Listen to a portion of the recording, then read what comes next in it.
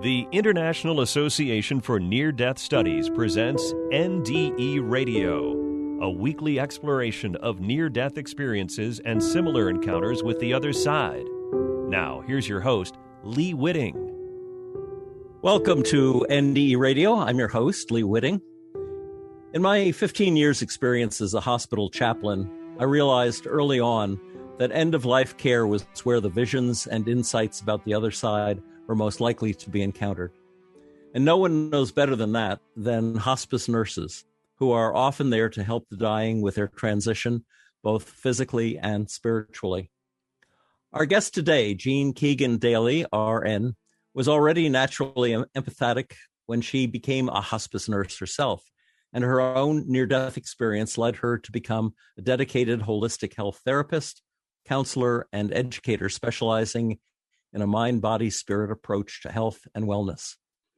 With more than 50 years' experience, Jean is known as a warm, inspiring, and skillful practitioner who is committed to helping her patients, students, and clients to believe in and realize their own potential for growth and healing.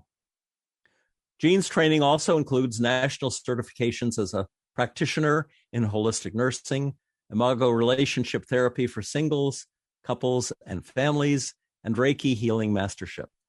She's also trained in the utilization of relaxation and meditation techniques, interactive guided imagery and visualization, the One Brain Stress Diffusion System, interpersonal communication skills, spiritual introspection, and other integrative healing modalities.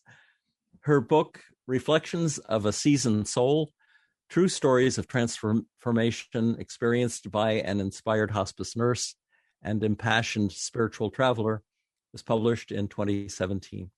Jean, welcome to NDE Radio. Thank you very much, Lee. It's great to have you here.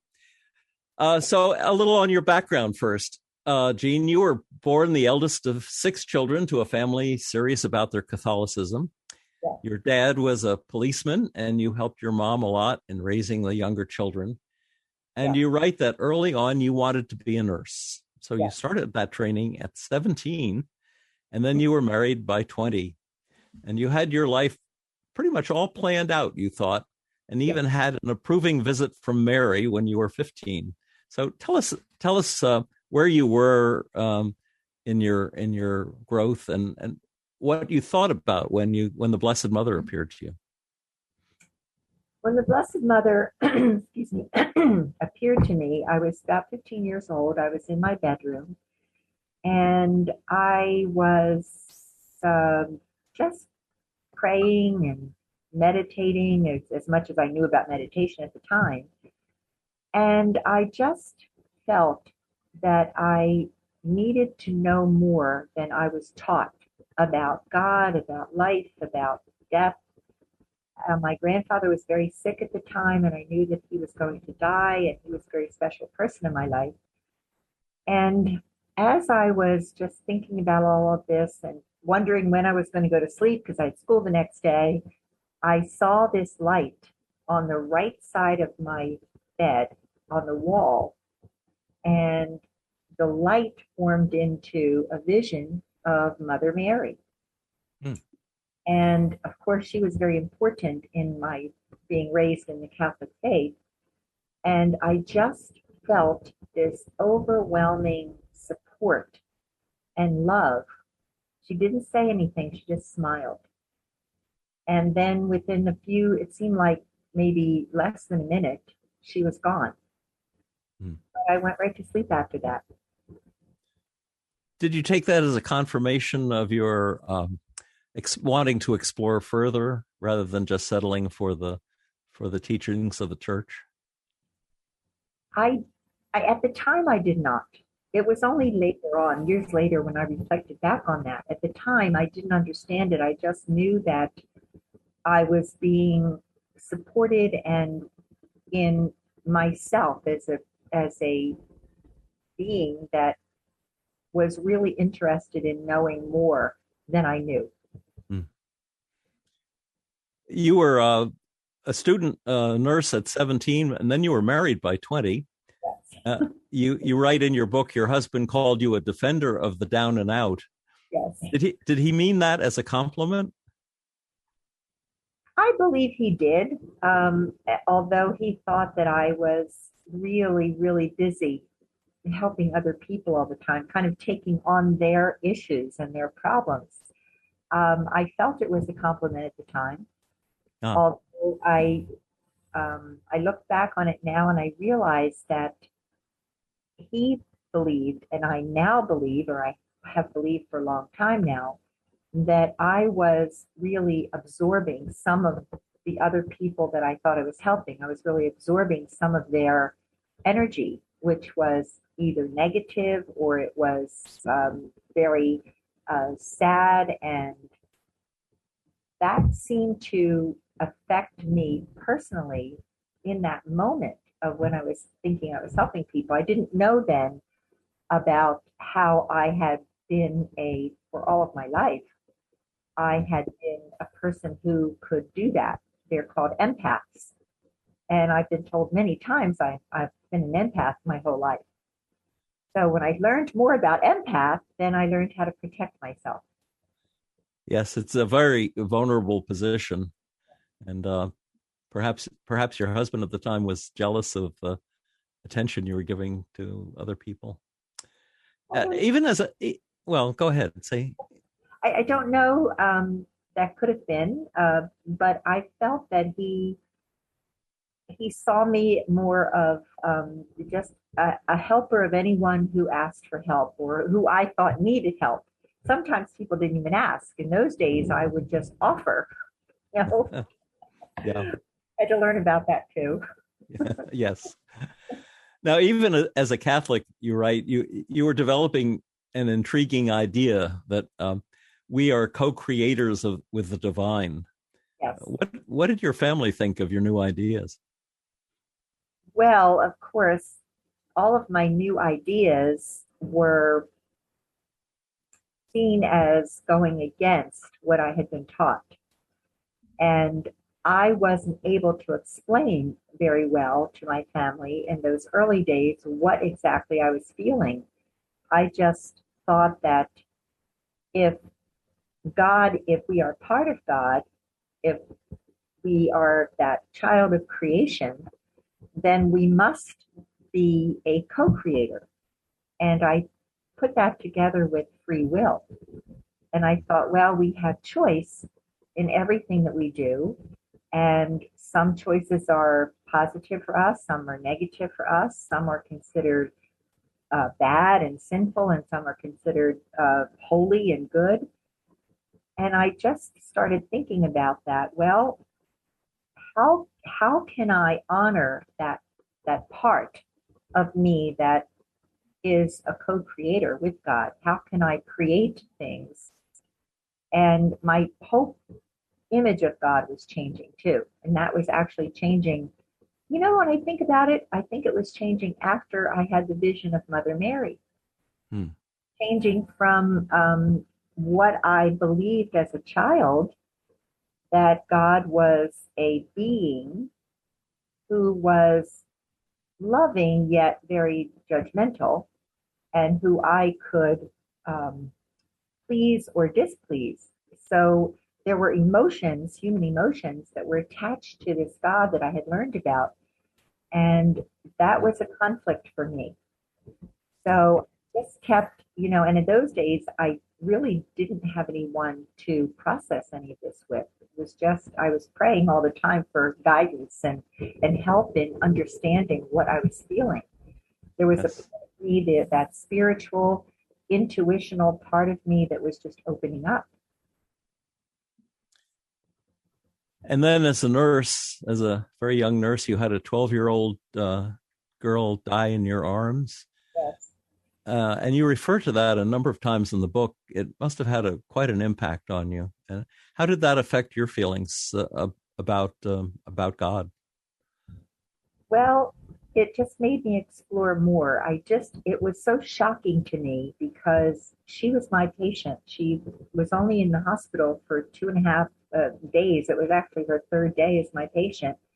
She did not have a definitive diagnosis at the time. She was in an oxygen tent because this was back in the 60s, and she was getting weaker all the time. She had been being treated for an upper respiratory infection that antibiotics that were used at the time, mostly penicillin, were not very effective. So we were trying to figure out what was going on with her. Why wasn't she responding to the treatment? And the third day I went into her and she just looked really much sicker. And I wanted to give her she was dry in her mouth, and I wanted to give her some water through a straw. So I put my arm behind her head and neck to support her as I dripped some water through a straw into her lips, and she suddenly went limp and died.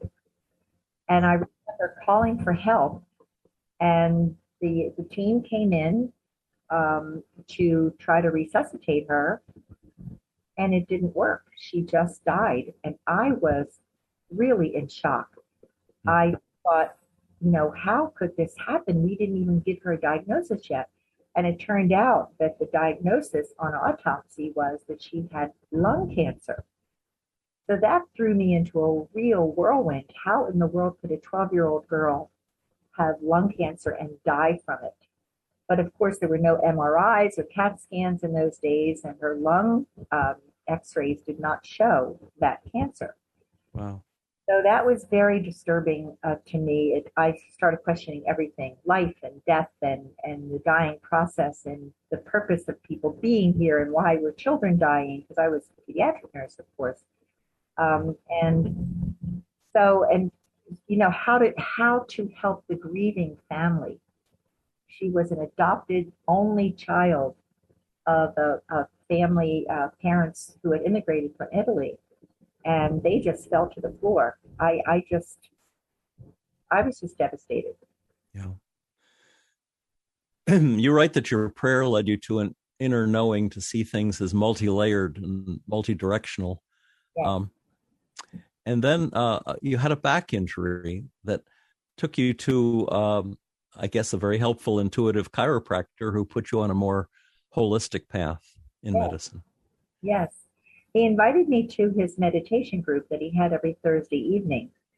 And I had no idea really how to meditate. I just, and my husband used to say, well, he meditated. He just would close his eyes, and while he was reading the newspaper, and that was a form of meditation, which it can be. But I knew that I was supposed to go there. And the other thing about this doctor was that I didn't believe in chiropractors at the time, but I had a significant back injury. So I was told by the medical profession that I either needed surgery on my spine, which I did not want, or I would probably not be able to walk properly ever again. And I would certainly never be able to be a nurse again. And that none of those were acceptable to me. So my father had been to this chiropractor for an injury he sustained in his police career. And I went to this doctor, and the first thing he said to me was, "You're a healer." And I said back to him, "I'm a nurse." And he said, "Yeah, that's your profession, but you're a healer." Well, was it about that time you discovered that you had these electric, warm, and healing hands that you talk about? I knew that. I knew I had something coming through my hands that comforted my siblings when we were all growing up, and also my patients. I didn't know what it was, though. So he taught me that it was healing energy, and he taught me how to utilize it. And that's when he invited me to his meditation group. I see. I felt was just a special invitation, because the people that were there at the meditation group understood my feelings and my inspirations and my journey to find out more and more. They were like-minded, so that was wonderful for me. Yeah. Now, at some point, I'm not sure whether it was before or after your NDE, you went on a retreat and felt a connection with Mary Magdalene. Was that before the NDE? Oh no, that was much longer. Okay. After. Well, let's go to your 1988, and the time you had a really remarkable NDE. Tell us about that. Well, I was very sick. But I didn't know it.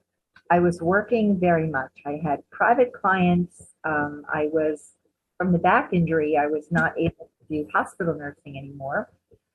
So I just decided I was going to ask to teach at community college, and that's a story in and of itself. That's a pretty funny story how that happened. And from the classes that I taught at community college, I was questioned, well, do you have, can we come and see you privately? So I thought, okay, this is my next path. And I was working really intensely with client after client. I was probably the only one in the area where I was living that was doing such a thing. I had already been taught the energy healing techniques that I was utilizing. I was already, leading meditation groups. I had 2 meditation groups in my home every week, and working very hard and writing more programs for me to teach at the college. So when I started feeling unwell, I really didn't pay a lot of attention. I was teaching other people to pay attention to their bodies and their signals, and I wasn't doing it. I just thought, oh, well, my gallbladder's acting up, because my mother had gallbladder problems. And next thing you know, I was very ill, couldn't get out of bed one day, and I was admitted to the hospital with just a dramatic illness. It was hepatitis, but it was not due to, most people have hepatitis from an infection or a problem with their liver due to alcoholism or, something, drug reaction, something like that. That was not my case. I was, and I mentioned the whole detail in the book about how I had been allergic to some herbs I was taking, didn't realize that. Also, I had had a blood transfusion 2 years earlier from a surgery, an emergency surgery, and I had a reaction to the blood. And it just ended up really hurting my liver. So I was lying there in the bed and very, very sick, alone in the hospital room, looking out the window. It was daytime. And I was pretty much feeling sorry for myself. And what, my whole private practice was, now I didn't know when I could get back to that. So how was I going to support myself and my children who were in college? And so I suddenly started feeling very strange, just very strange. And I felt myself lifting up, and I looked down, and there I was. My body was on the bed, but I was not. And I was lifting up and just suddenly finding myself floating in this hall. It was like a hallway, and on either side was this huge, looked like a ballroom, 2 sides, and I was gliding on a floor of light, and on either side of me with huge, huge rooms that seemed to have no ceiling. It was just filled with light and beings.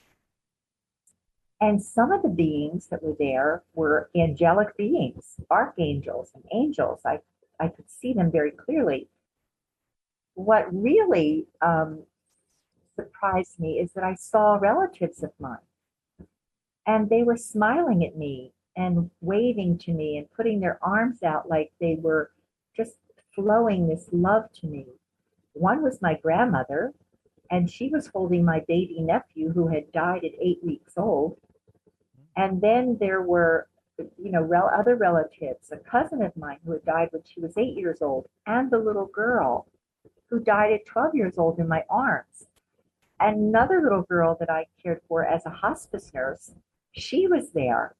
And then I have the whole story about this little woman who was standing there, and she was waving this handkerchief.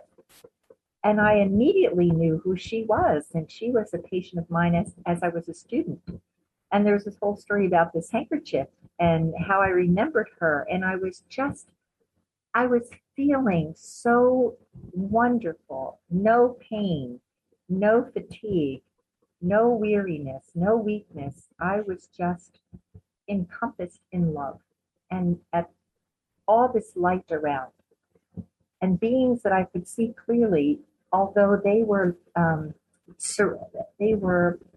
translucent. So I knew who they were. Some of them I didn't know, but they looked just translucent in their bodies, as though they didn't really have a physical body, but yet I could make out who they were.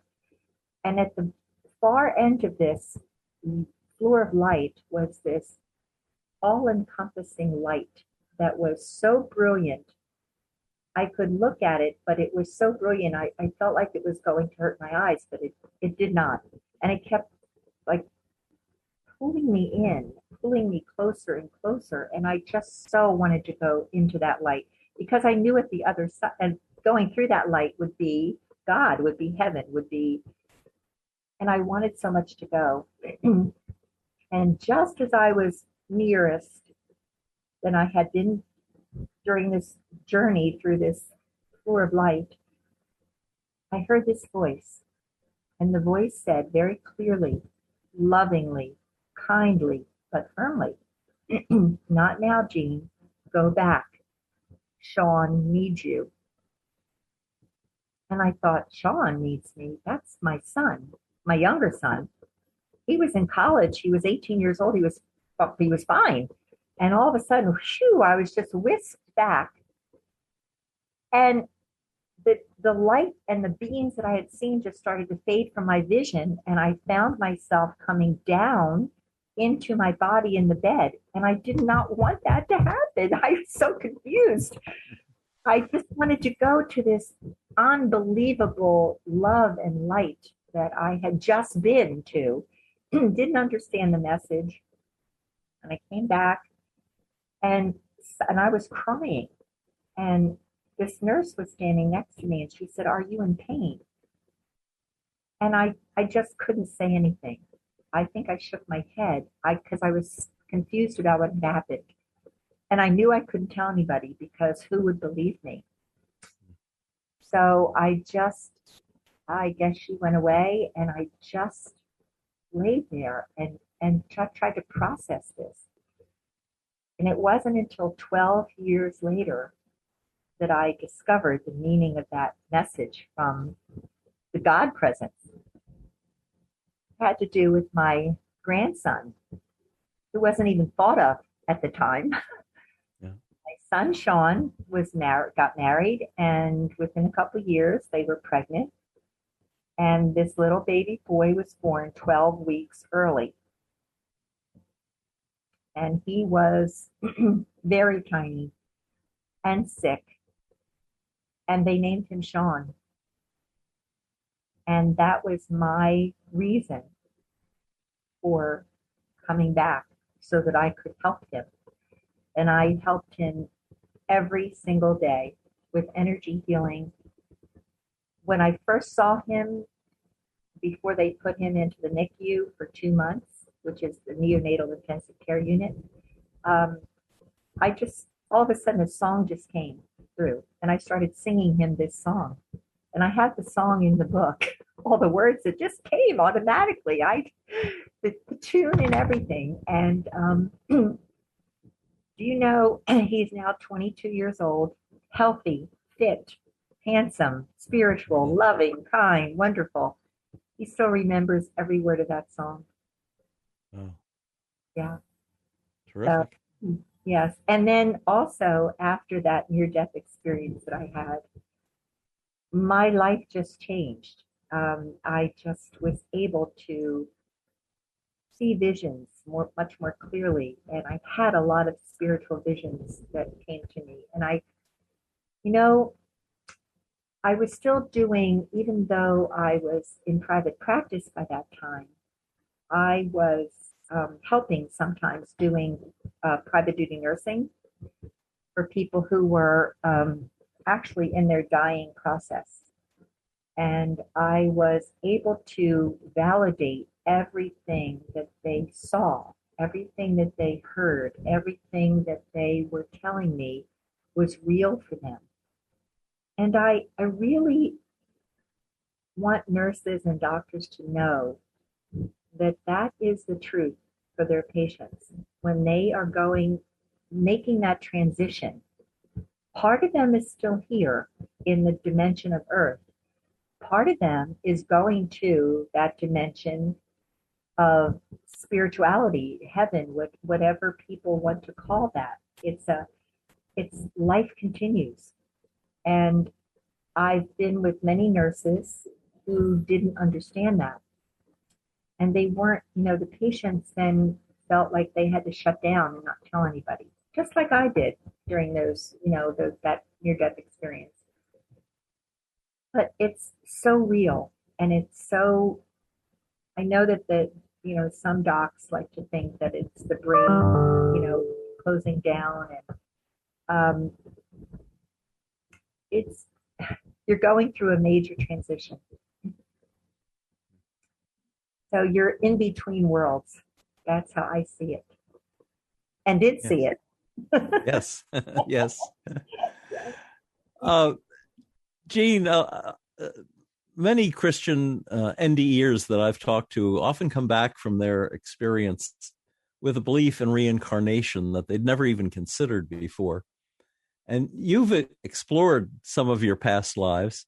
And you mentioned the other day about the 10 doors you saw. Tell us about that and what's behind those doors. Well, it was more like, and I still see it in my mind so clearly. I was actually in a bathtub, a nice relaxing bath. And I was pondering this, other lifetimes, and all time is now, and time on earth is a construct. And suddenly I was given a vision. It was it looked to me like a huge round stage. And I, as Jean Keegan Daly, was in the middle with a spotlight shining on me. This is my life now. And I looked around, and there were doorways. All the doors were open. Doorways all around this huge circular stage. And they were me in all these other lifetimes. Some of them I had already explored. There were many, many more than I thought that I had. And I knew that each one was influencing me in some way, and that I was influencing that life in some way. Since all time is now, which is a difficult concept to understand with our finite minds. Yet I do believe that it's real. And it's, some of the other lifetimes that I know I have lived, and I know it because I felt it viscerally, emotionally, felt it, could see every single detail without trying. I mean, I didn't know where I was going. I would just be asked to show me a life that I'm learning from in this lifetime, and I'd be shown something. So some of them were very, very dramatic. I drowned in one lifetime, and that helped me to understand my fear of being in water. I love water, but I almost drowned in this lifetime when I was 12 years old, and my father rescued me. So that was one. There are many other lifetimes that I've explored that are pretty long stories. You mentioned one to me about how you had been afraid of cats. Tell us that story. Yes. Well, I did not understand. I mean, I grew up with dogs, and I love dogs. Cats, to me, even from childhood, were mysterious and scary to me, and I didn't know why. Little kittens. They were adorable, and I couldn't understand why I was so afraid of them. And this just continued on and on. And anytime I was around a cat, I could feel just shivers going through me. So one time I was in a class, and this class was, or maybe it was a meditation group, it was back in the early 90s. And we were in this person's home. She had a very large home, and there were probably 15 of us, members of this class that was being taught. And I didn't know there was a cat in the house, and this cat jumped on me. And I just froze. I just froze with panic. And I was really embarrassed, and the woman came over to me who owned the cat. She took the cat down and she said to me, I'm going to do a diffusion. This reaction of yours, she said, it goes back to another time. So the class was, the woman who was teaching the class had been my instructor in this one brain stress diffusion process. So she just started with muscle testing and took me back to a time, and I really felt it. I felt it. She took me back to a time where I saw myself walking down another, like it looked like a dungeon down the hallway, and I had my hands tied behind my back with a rope, and I had on like a cloth or a sack, some kind of cloth sack, and I was barefoot, and my hair was very long, and I was very scared. And what I realized was I was being taken into one of the Roman arenas where they had the lions. And I was actually pushed. I could feel it. I was pushed into that arena. And the lions just came and devoured me. And that was so real, sitting there in the chair in this woman's kitchen, shaking. I was just shaking and shaking and shaking and crying. And I knew I had died that way in that lifetime. However, she did this diffusion, and I'm much better with cats right now, and had been since that time. I did develop an allergy, so I still don't have a cat, but I'm not afraid of them anymore. So that was pretty dramatic. Yeah, yes. So when you say the lives that you've lived and are the life you're living now are actually trapped in a timeless way that each one can influence the other, do you think your adjusting to your fear of cats would have somehow eased the anxiety of you dying at the claws of the lions? Great question. Yes, I do. Because I remember I was exactly, one of those Christians in that time period that were thrown to these lions. Yes. And I really felt like I was going to this place that was going to be free of fear and free of suffering. And it was, I don't know in that lifetime if I knew that the word heaven existed, but I know that God existed. And I guess in that lifetime, I still had the image of God as I did as a child in this lifetime. Mm. And this lifetime, I just needed to know more and more and more and more about that, about the whole infinity understanding, the whole universal support process, the whole co-creatorship with the godness.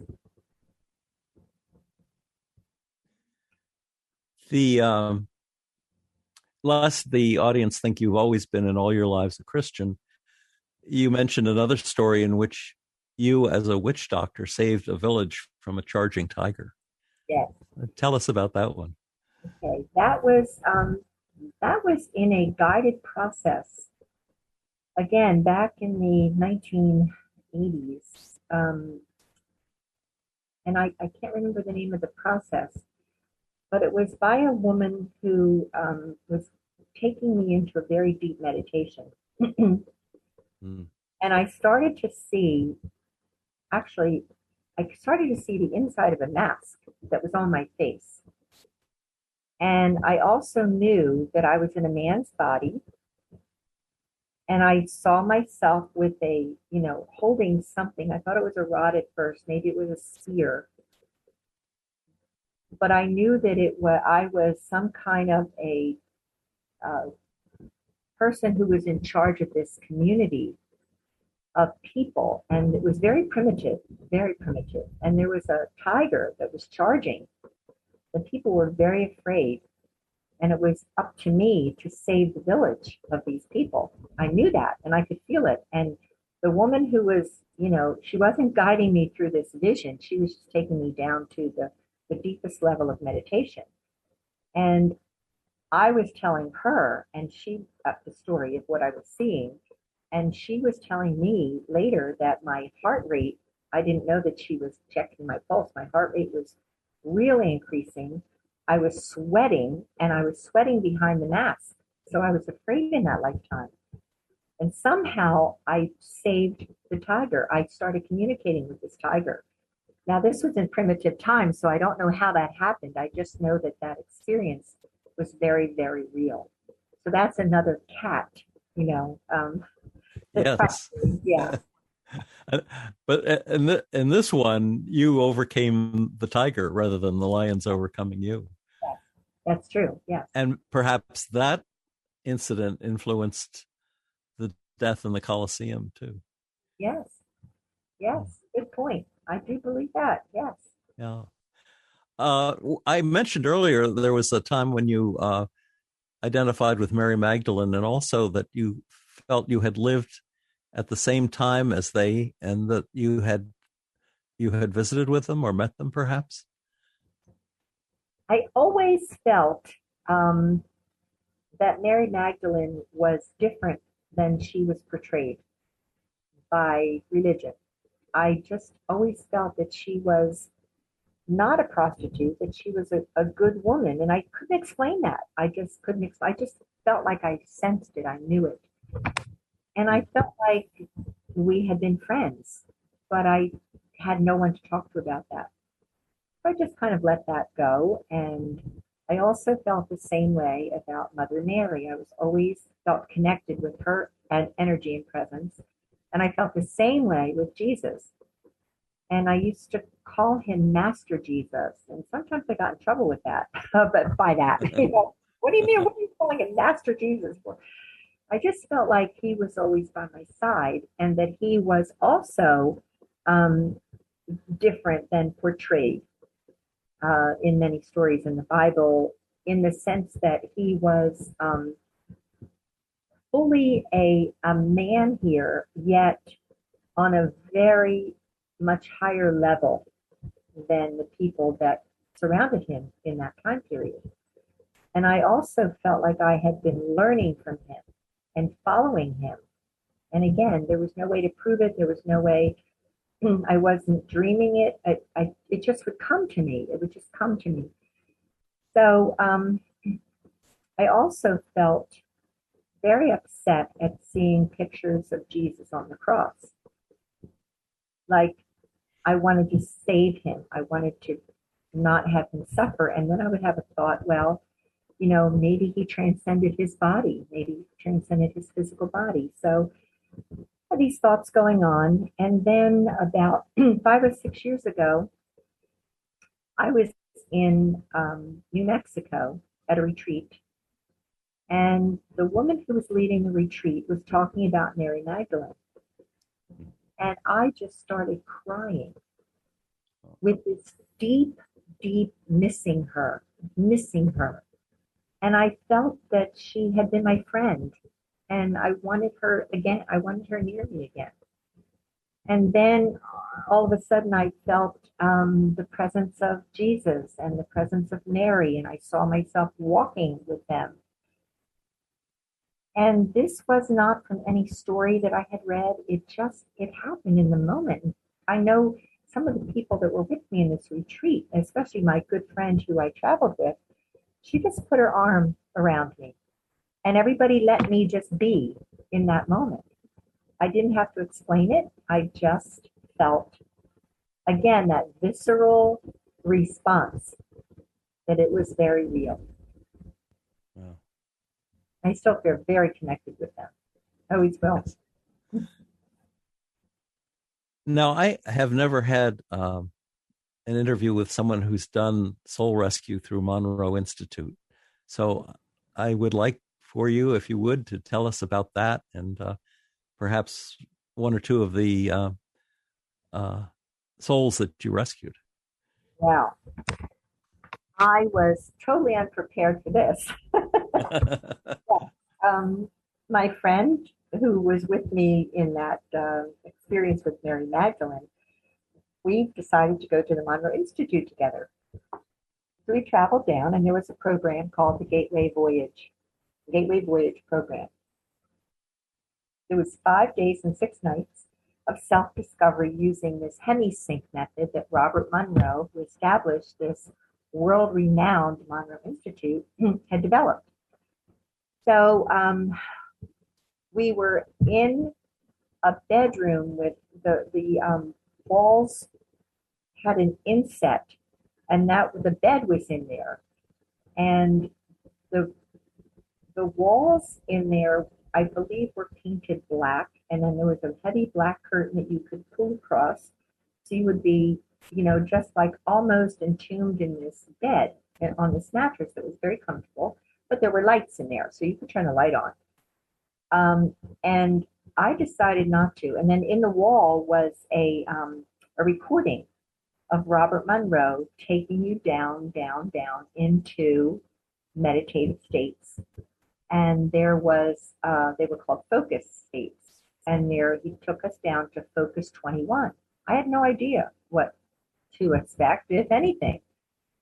And all of a sudden, I saw myself flying, or I felt myself flying. And first thing that happened was, actually, I'm looking in here. I just set my attention to be open, and I had this wonderful sensation of flying, and I saw this hat. It looked like a very large straw hat, and I realized it was on top of the head of a woman who seemed to be Vietnamese or Chinese, and she was very distraught and crying. And just, I go into much detail in the story of what I saw. I was actually there, and there was a part of me spiritually that was literally there. And I realized it was the Vietnam War, and she was looking for her husband. And I even got names. Her name was Su Ling, and her husband's name was Hoon. And neither one of them knew that they were dead. They were between worlds. And I was able, the story goes on as to how I saw him and how I was able to lead her to him and how I was able to assure them that they were safe and that it was okay to go to the light. And I helped them to go into that light. So they went from suffering, and both of them were wounded, and both of them were dead, but they didn't realize it. They were just that in-between state. She was searching for him and holding on to that hope she would find him. And he was just bewildered. And I saw everything. I saw the bridge that he was on. I saw the people running around. I saw distress everywhere. But my focus was on joining these two and getting them to go into the light. That was the first of the visions that I had. Do you think that they were that you were back in their time, or were they just reliving that incident over and over again? You were visiting them in the present. That's a good question. I felt at the time like I was back in their time. And since there really is no time in the universe, spirit, they were just wandering. And I don't know for how long in our time construct, but I felt like I was very, very much meant. I was the vehicle, the channel to help them to finally go to that light and find the peace. And once they were connected, they each believed that they couldn't go any further until they found each other. So I felt that I was that instrument that helped them through that. So you were able to bring them together somehow? Yes, I was. And did they realize that you were there? Yes. They did. Ah, Yeah. interesting. I mean, Now, I don't know that I guess I spoke to them. I didn't tell them my name or that, I was from, this century or anything like that. I just said I was there to help them. They did not need to be afraid any longer. And they were pretty shocked that they were dead. But they were so delighted to find each other. and there were no communication problems. I mean, they were probably spoke only Vietnamese and Yeah. you English, but no. Now, the next one you mentioned in your book goes back to 1841. That was Christopher Mellon. Tell us about that. Oh my! I was doing this again. Going into this Focus 21, and again, I don't know how I got there. I just know that I started seeing this field, and there was a little boy. I could see him so clearly. I was flying and I saw this landscape, and this little boy was standing against a tree, I believe, on the bank of a river. And he was forlorn. He was just like lost, and he was maybe, I don't know, 6 or 7 years old. I think I knew it when I wrote the book, his age. And his hair, I knew that the year was 1841, and his hair was thick and brown, like a mop top kind of thing, and I was on a farm. And right next to him, I didn't want to frighten him, so I just said hello, and he saw me. And then I'm actually checking my book here to see, out of the side of my eye, I saw a big silo, like it were a vat. It was either cornmeal or grain of some kind. And I started choking. I just started choking. And then I knew that that's how he died. He fell into that and died. And he did not know he was dead. He just didn't know where he was. He didn't know where he belonged. He was just all alone. So I was able to, this light appeared, and I was able to help him to trust me that I could guide him safely to that light, and that he would be very happy and at peace and safe. And that's exactly what happened. Yeah. And then the third story, I don't know if we have time. Yes, I think we do. Becky Brown and parents. Becky Brown, yes. Okay, so now this was the third. I got into this Focus 21 a little easier this time, or more quickly, and then I saw this sparsely populated wooded area. And I was flying again, and somehow I thought I was in Tennessee or maybe Alabama. It was one of the southern states. And it was, there was a white clapboard house. I saw it I could still see it in my mind so clearly. And in the front yard, there was a car, an old car, and I think I saw the playpen first. It was a makeshift playpen out of rope. It wasn't the kind you buy at the store. It was constructed out of a rope, and I was pretty fascinated by the structure of it. It was between two sturdy trees, and it had a wooden floor and braided rope that were holding in this little baby. She was about 2 years old. And I knew immediately her name was Becky Brown. I don't know how, just Becky Brown. And when I called her name, she turned around. And she was wearing this adorable it was a red and white checkered sunsuit with a white cotton lace embroidery around the bib of the outfit, just like you would see in a little girl in the 1950s. And her skin was very pale and her eyes were like hollow. I knew she was dead, and she didn't know it.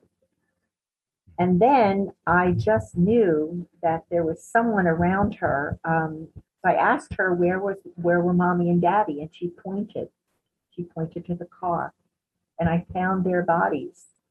They were lying down.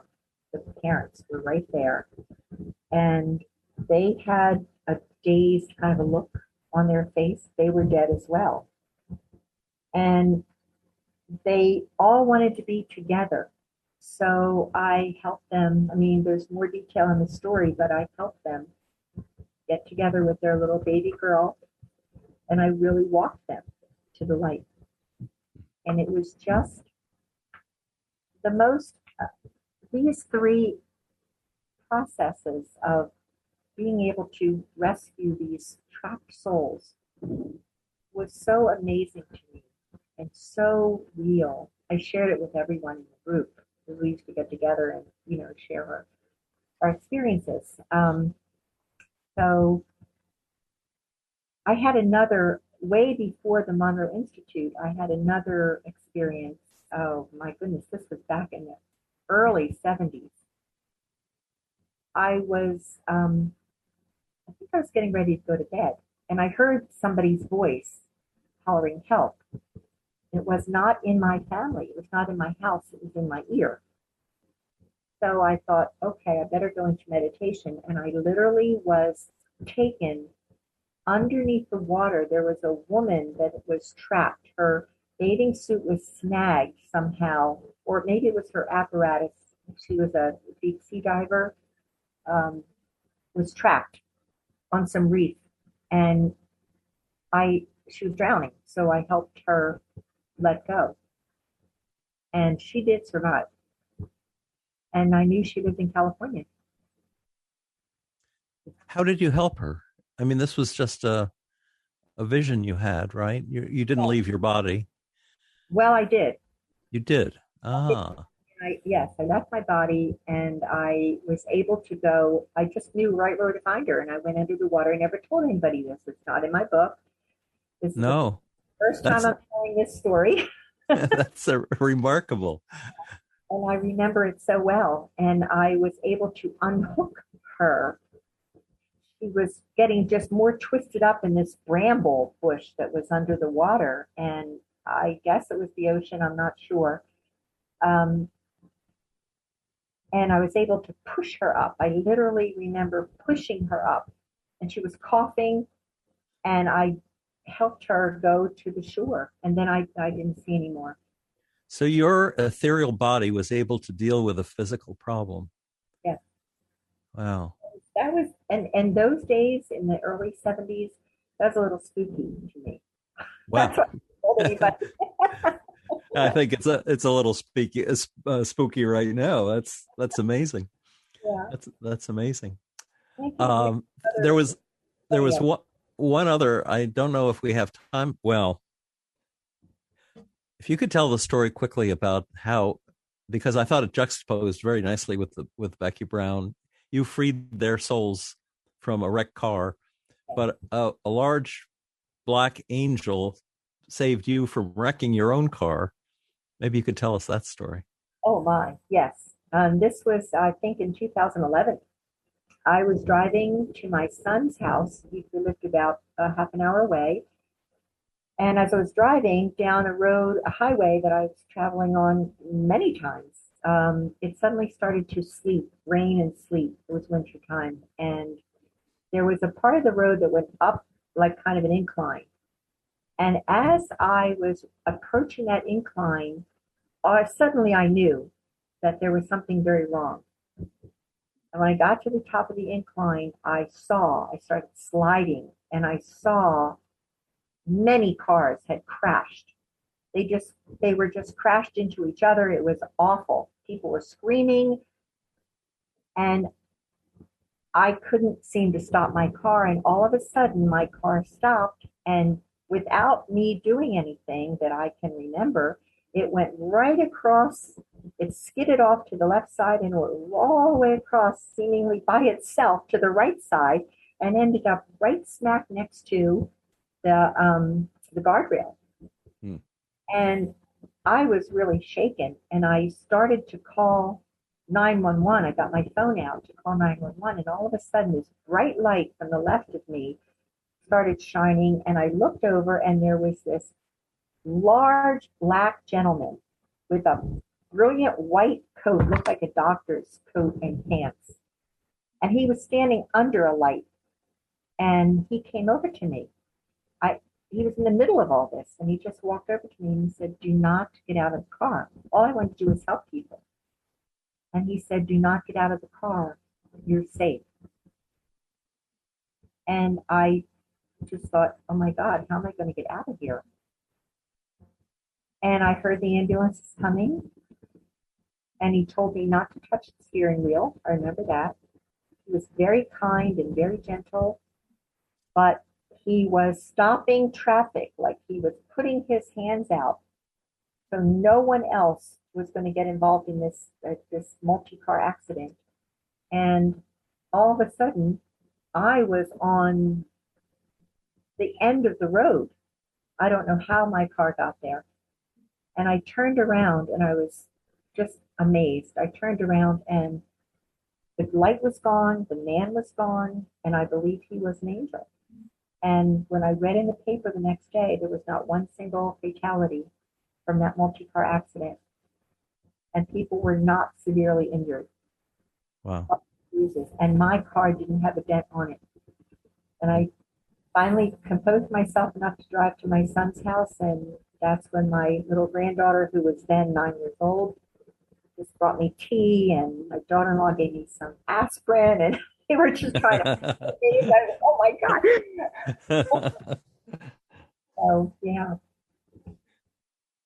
So, Now, we have just time enough, I think, to hear the Robin story, which is an amazing story. I just couldn't believe it. But it's the power of Reiki, too, which is an important point to make. And I will just skim through because I know that we don't have much time. But all the details are in my book. Yes. I was feeling discouraged one day because I was,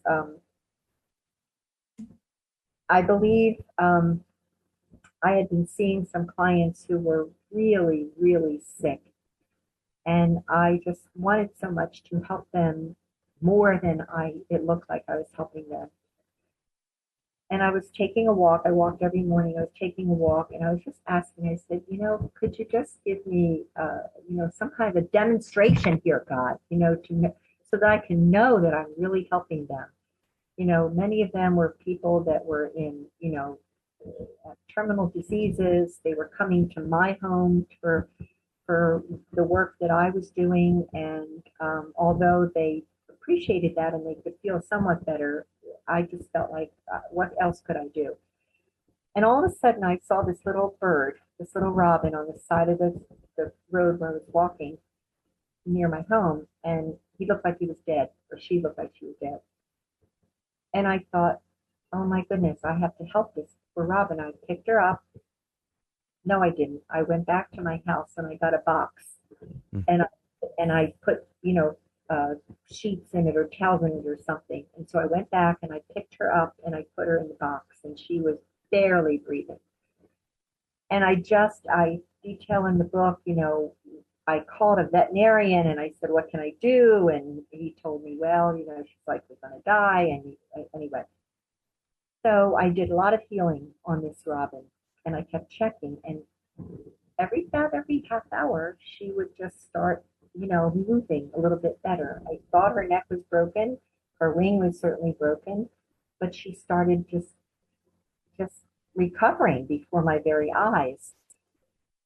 And I kept on doing my healing work and talking to her and asking for angelic helpers, and I knew they were all there, until all of a sudden she just flew up.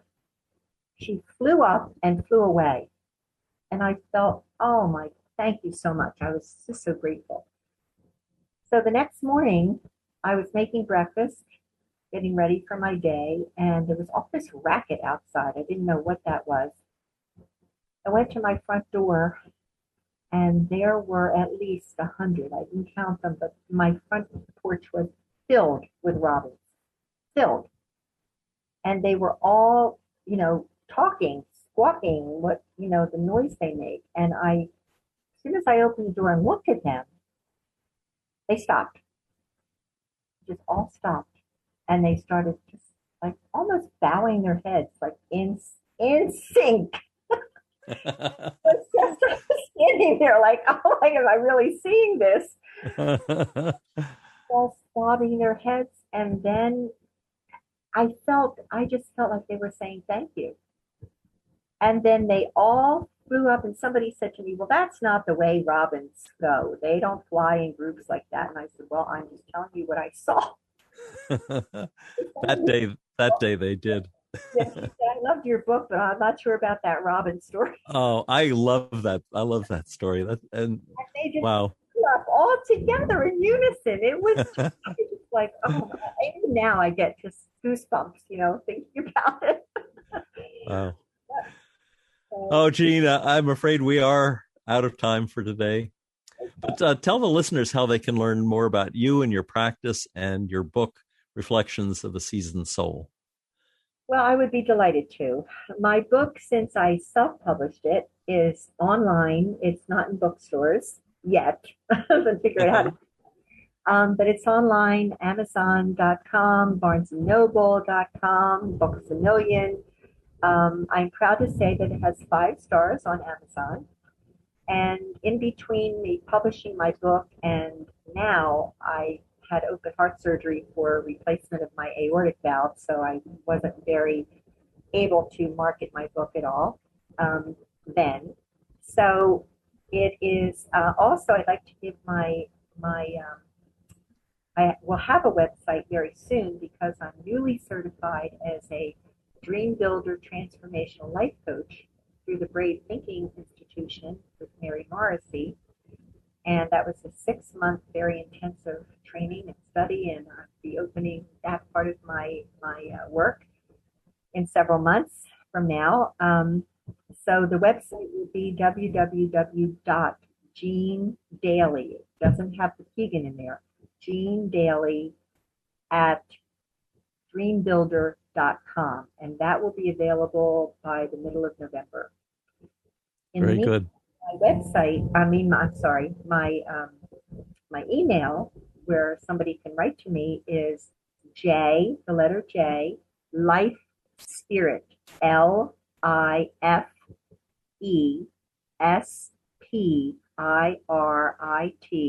at Comcast.net.